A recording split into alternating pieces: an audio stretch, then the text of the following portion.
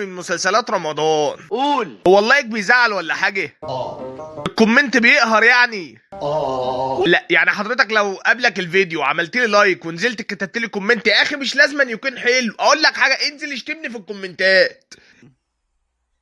الاول حمار والتانية حمار والتالتة برضك حمار. المهم خلينا في موضوع الحلقه. النهارده انا جايب لك احسن 3 مسلسلات ممكن تتفرج عليهم في رمضان كله. لا انت بتهزر. واولهم المسلسل العالمي الاسطوري الخيالي اللي ما حصلش، مسلسل المداح. شوف مكان حلو قوي وراجل كبير لابس زي البلياتشو، ساعات يلعب معانا ويساعدنا، ساعات يكشر ويخوفنا.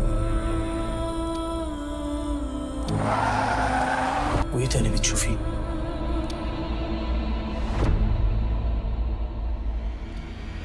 طبعا هنا حماده هلال طبق المقوله بتاعت اوعى تيجي على حد وهو في ضعفه، فساب الشيطان طول السنه وجاله في الشهر اللي هو متسلسل فيه وقرر يحط على امه. مالكش دعوه.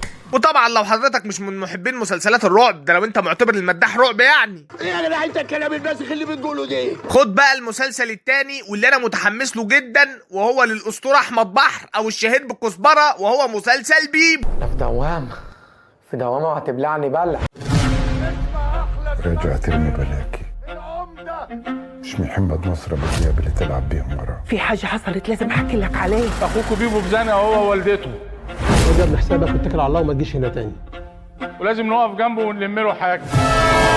أبلغ عنه وسلم بيدي للحكومة. معرفش ليه بس انا حاسس ان مسلسل بيبو ده هيبقى مسلسل جامد جدا. والله الراجل ده بيتكلم كلام زي الفل. اما لو حضرتك بقى مالكش في الدراما الاجتماعيه ومالكش في الحزن وبتحب تفرفش كده ومتضايق ان مفيش اشغال شقه الجزء الثالث رمضان دوت، احب اقول لك ما تزعلش ولا حاجه، لان فيه هي كيمياء. لا والله هو اسم المسلسل كده.